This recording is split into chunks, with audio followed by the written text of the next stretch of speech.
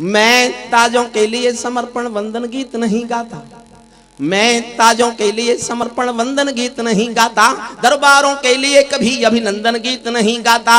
गौन भले हो जाऊं लेकिन मौन नहीं हो सकता मैं। विष्णु समझना, एक पंक्ति समझ गए तो मैं समझूंगा मेरी पूरी कविता समझी जाएगी। इस कविता को इस एक पंक्ति पर बदल चाहता हूँ, पूरे सदन का मन चाहता हूँ, आपको लगे कि आप समझ गए तो मुझे सबूत दे देना। मैं ताजों के लिए समर्पण वंदन गीत नहीं गाता, दरबारों के लिए कभी अभिनंदन गीत नहीं गाता। गौन भले हो जाऊं लेकिन मौन नहीं हो सकता मैं।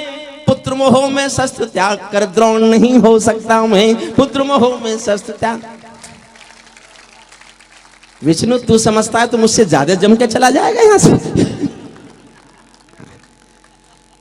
पुत्र मोह में शस्त्र त्याग कर द्रोण नहीं हो सकता मैं गाथा वाचन करता हूँ सिंहासन परिवर्तन की। अच्छे दिन आने वाले हैं नारों के आकर्षण की। कभी किसी भी प्रलोभन में मेरी कलम नहीं बिकती, और किसी भी डर के आगे दिन को रात नहीं लिखती। मैं शब्दों की क्रांति ज्वालू हूँ, वर्तमान को गाऊंगा।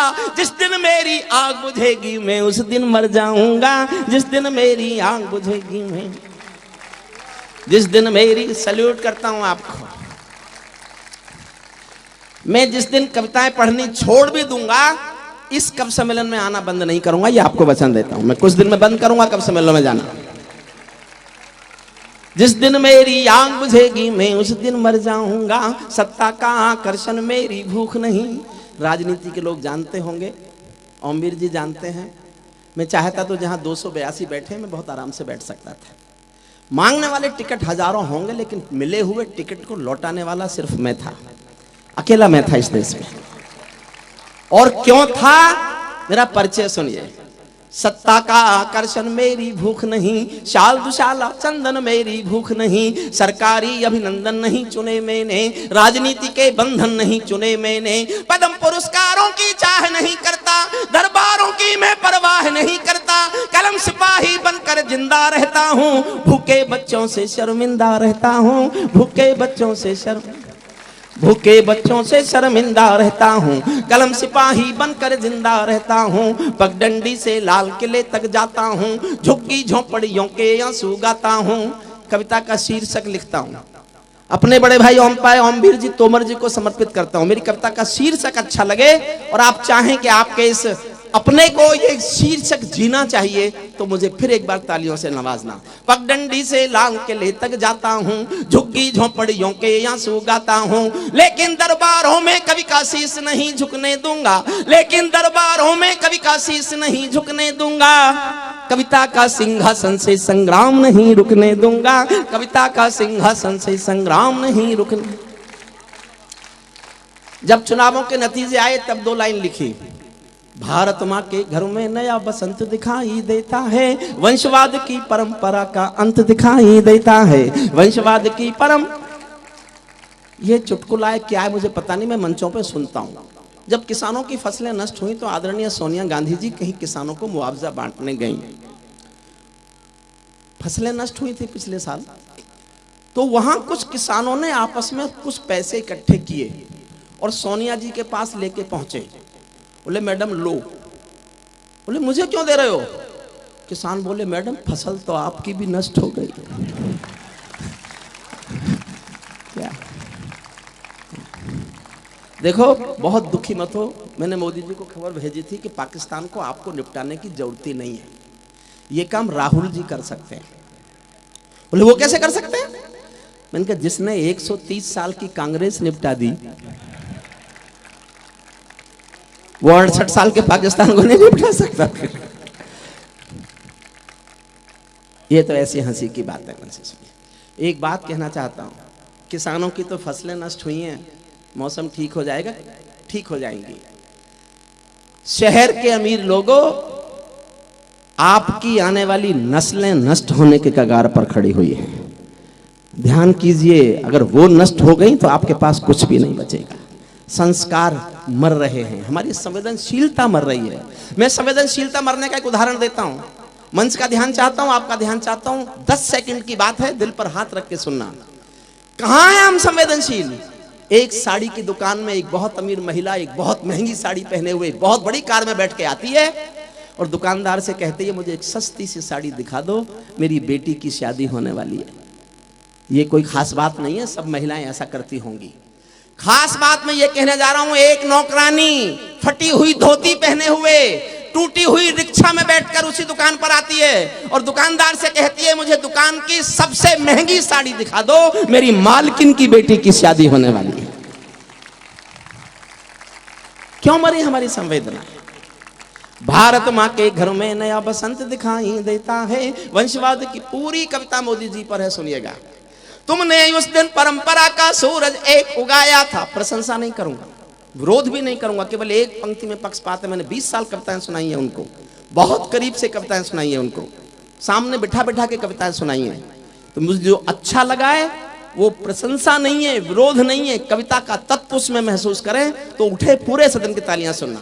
तुमने उस दिन परंपरा का सूरज एक उगाया था, तुमने उस दिन परंपरा का सूरज एक उगाया था, जिस दिन तुमने संसद की चौखट पर शीश झुकाया था, जिस दिन तुमने संसद की चौखट पर शीश झुकाया था। बहुत बधाई देता हूं मैं परिवर्तन के नायक को।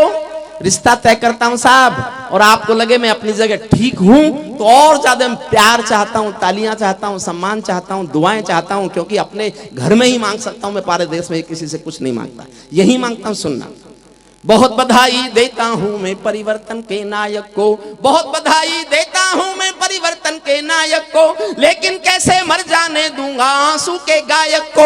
आप विजय के जननायक हो, मैं पीड़ा का गायक हूं, आप राजपथ के नायक हो, मैं जनपथ का नायक हूं, आप राजपथ के नायक हो, मैं जनपथ का, आप राजपथ के नायक हो, मैं जनपथ का नायक हूं। निर्वाचन ने सौंपा है सम्मान तुम्हारे हाथों में। देखना चाहता हूं मैं पढ़ने में जोश ज्यादा है कि आपके सुनने में जोश ज्यादा है। निर्वाचन ने सौंपा है सम्मान तुम्हारे हाथों में, लोकतंत्र की मां संसद का मान तुम्हारे हाथों में, संविधान के पालन का अरमान तुम्हारे हाथों में, तिलक गोखले गांधी का वरदान तुम्हारे हाथों में, अमर तिरंगे की सौंपी है शान तुम्हारे हाथों में, सौंप दिया है पूरा हिंदुस्तान तुम्हारे हाथों में, सौंप दिया है पूरा हिंदुस्तान, सौंप दिया है पूरा। जितेंद्र यादव जी भी ताली बजा रहे हैं। अब ये पता नहीं है दोनों में से किधर हैं।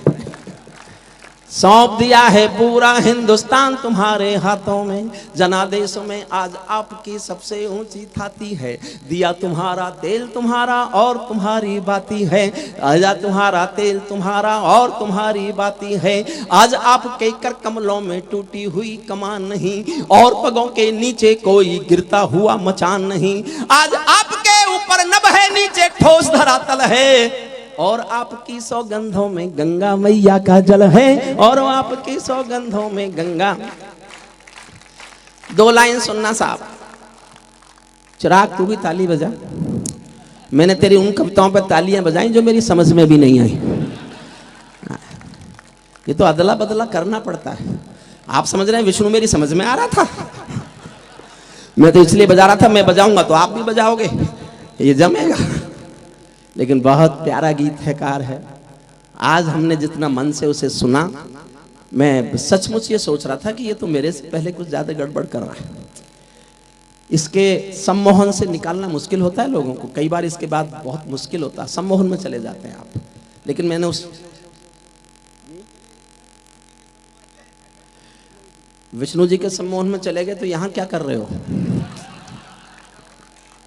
फिर तो वहीं जाओ जहां विष्णु जी भेजना चाहते थे।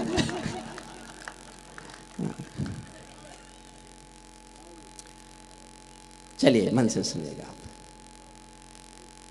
2 लाइन आपको भा जाएं और आपको लगे कि हाँ सच तो यही है, तो समर्थन चाहता हूं। आज आपके कर कमलों में टूटी हुई कमान नहीं, विजय किसी की नहीं, विजय ये परिवर्तन के यश की थी, देश चेंज चाहता था। अगली पंक्ति जानना चाहता हूं आप कितना समझे। विजय किसी की नहीं, विजय ये परिवर्तन के यश की थी, और पराजय गांधी जी के बंदर के अपयश की थी, और पराजय गांधी जी के बंदर के अपयश की थी। 10 सालों तक बैसाखी आंखी से तारे टूटे मौन रहे, घोटालों पर घोटालों के अनबम फूटे मौन रहे, हर घटना दुर्घटना पर मौनी बाबा हो जाते थे, हनुमान चालीसा सीने पर रखकर सो जाते थे, हनुमान चालीसा सीने पर रखकर सो जाते। जिस ईमानदार के घर में कौल दलाली पलती हो, मैं दब्बू ईमानदार के पाप नहीं छिपने दूंगा, कविता का सिंहासन से संग्राम नहीं रुकने दूंगा, कविता का सिंहासन से संग्राम। दूसरा छंद सुनिए। आज आपके सारे घोड़े, आज आपके रथ के सारे घोड़े हिम्मत वाले हैं। कुछ साधु ज्यादा ही हिम्मत वाले हैं, जो चाहे बोलते थे। आज आपके रथ के सारे घोड़े हिम्मत वाले हैं, गायत्री के गंगा माँ के गैया के रखवाले हैं। और दो लाइन पढ़ रहा हूं साहब, कोई भाजपा के हों तो वो बुरा ना माने, क्योंकि सच तो यही है। आज आपके रथ के सारे, कांग्रेस है अभी है जी, अच्छा ठीक है, अगर है तो इस कविता के बाद नहीं रहेगी, आपके बैठने से क्या होता है।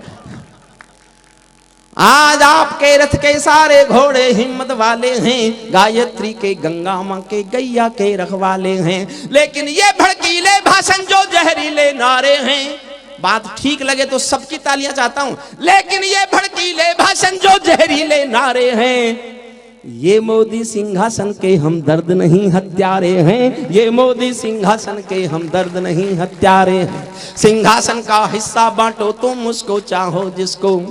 साहब मैंने जीवन में केवल दो लोगों के साथ काम किया है। 1975 में जब मैं पढ़ रहा था LLM में, तब मैंने जयप्रकाश नारायण के आंदोलन में हिस्सा लिया। मैंने मीसा भोगा है। मैं जेपी के आंदोलन की कोख से पैदा हुआ कवि हूं। जेपी के आंदोलन की कोख से दो चीजें पैदा हुई, जनता पार्टी और हरिओम पंवार। जनता पार्टी का मुझे पता नहीं है, हरिओम पंवार मोहन सागवान के कार्यक्रम में कविता पाठ करने के लिए खड़ा हुआ। फिर मैं राजनीति में कभी नहीं गया, राजनीति मुझे आती नहीं है, राजनीति करनी मुझे पता नहीं क्यों, मुझे कभी भाई नहीं। फिर मैंने एक साधु के साथ काम किया, जो इस देश के गरीब आदमी को स्वस्थ रहने की परंपरा में ला करके खड़ा करना चाहता है, स्वस्थ आदमी बनाना चाहता है, गरीब के गरीब को, और देश में सुबह 5 बजे सबको जगाना चाहता है।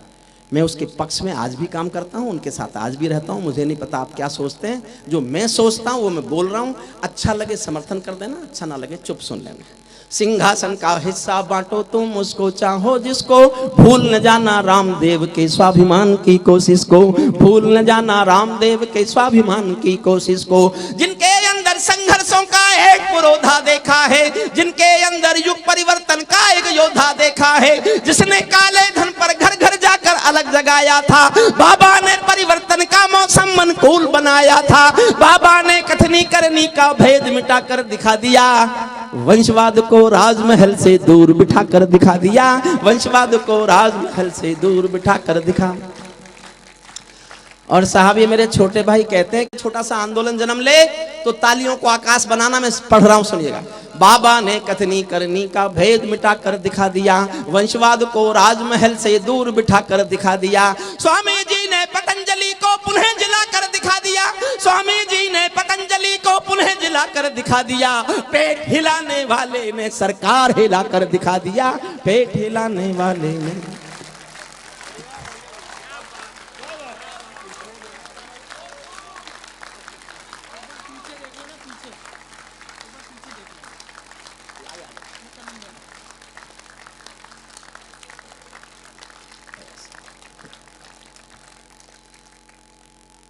देखिए कविता खत्म होने दीजिए प्लीज, वापस जाइए, वापस जाइए। ये कोई पार्लियामेंट है जिसका मन करे उठ के चल देगा?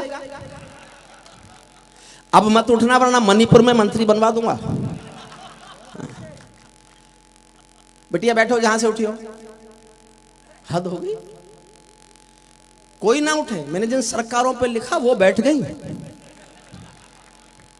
समझ लें, मुझे आप इतने दिनों बाद शायद समझ ही गए होंगे, मैं वो कलम नहीं हूं जो बिक जाती हो दरबारों में। मैं शब्दों की दीप सिखा हूं अंधियारे चौबारों में। मैं वाणी का राजदूत हूं, सच पर मरने वाला हूं, डाकू को डाकू कहने की हिम्मत करने वाला हूं, डाकू को डाकू कहने की हिम्मत करने वाला हूं। मेरी कलम वचन देती है अंधियारों से लड़ने की, राजमहल के राज तिलक के आगे तनकर अड़ने की। उस कवि का मर जाना ही अच्छा है जो खुददार नहीं, देश जले मैं कुछ ना बोलूं, मैं ऐसा गद्दार नहीं। देश जले मैं कुछ ना बोलूं, मैं ऐसा गद्दार नहीं।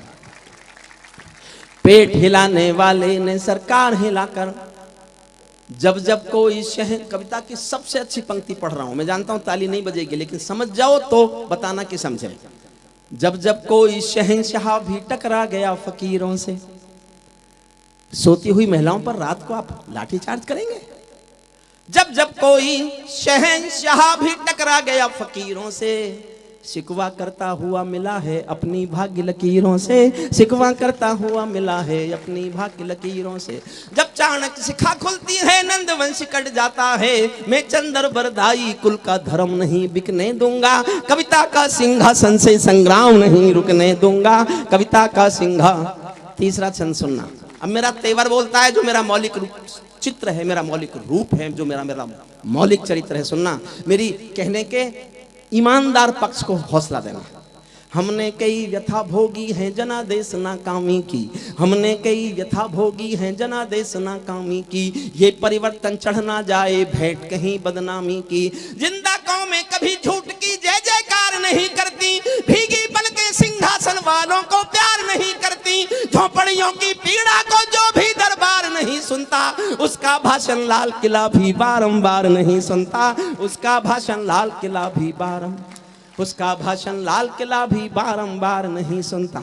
इस सवाल का उत्तर क्या है, मैं किसको समझाऊं क्या, मेरी समझ नहीं आता तो जनता को बतलाऊं क्या। सत्ताधीशों के अधरों पर पहरा क्यों हो जाता है, कभी कभी सिंहासन गूंगा बहरा क्यों हो जाता है, कभी कभी सिंहासन। और हिम्मत देना और हौसला दिखा रहा हूं, कभी कभी सिंहासन गूंगा बहरा क्यों हो जाता है। मैं चारण हूं चौराहों पर आंख लाल कर पूछूंगा। मैं जानना चाहता हूं मेरे हौसले को आप कितने हौसले से ताली बजा कर समर्थन करते हैं। मैं चारण हूं चौराहों पर आंख, इतनी इसकी वोल्टेज नहीं है जितनी पे मैं बोल रहा हूं। क्या मैनेज करेगा? इसका एम्पलीफायर उतने वोल्टेज का है ही नहीं, वो कुछ नहीं कर सकता, मैं जानता हूं। मैं चारण हूं चौराहों पर आंख लाल कर पूछूंगा। देखना चाहता हूं एक बार तालियों का सागर। मैं चारण हूं चौराहों पर आंख लाल कर पूछूंगा, सिंहासन के गिरेबान में हाथ डाल कर पूछूंगा, जो भूखों के लिए किए हो काम बता दो मोदी जी, काले धन के गद्दारों के नाम बता दो मोदी जी, काले धन के गद्दारों के नाम बता दो। मेरी चीखें संसद की दीवारों से टकराएंगी, मैं जनता की मांगों की आवाज नहीं घुटने दूंगा, कविता का सिंहासन से संग्राम नहीं रुकने दूंगा। कविता अंतिम छंद सुनिए साहब, मैंने इसके लिए कविता लिखी। ये सौगंध तुम्हारी है मैं देश नहीं बिकने दूंगा, ये सौगंध तुम्हारी है मैं देश नहीं बिकने दूंगा, देश नहीं मिटने दूंगा, मैं देश नहीं झुकने दूंगा।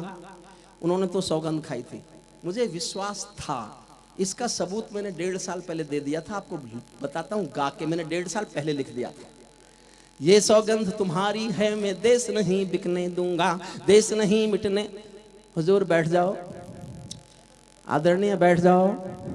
आज वो नहीं आई जिनकी तलाश में हो।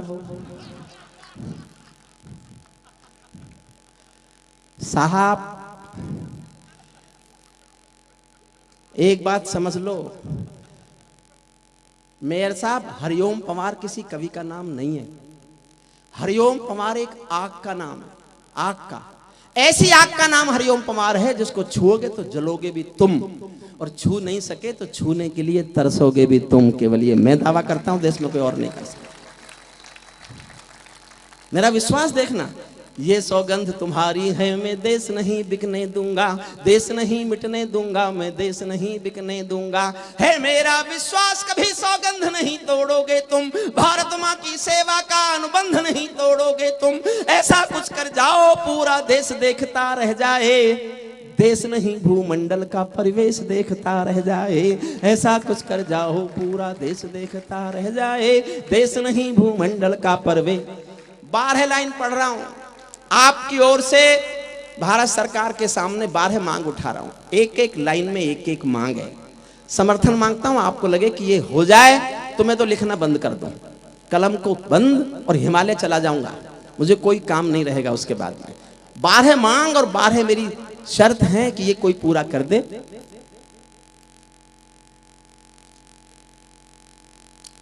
ऐसा कुछ कर जाओ पूरा देश देखता रह जाए, देश नहीं भूमंडल का परवेश देखता। पहली मांग कर रहा हूं, संसद को गुंडों से दागी चेहरों से खाली कर दो। इतनी तालियों से नहीं होगा, अब होगा। संसद को गुंडों से दागी चेहरों से खाली कर दो, भूखे मरते हुए किसानों के घर खुशहाली भर दो, भूखे मरते हुए किसानों के घर खुशहाली भर दो। खेलों को नेताओं से पूंजीपतियों से मुक्त करो, खेलों को नेताओं से पूंजीपतियों से मुक्त करो।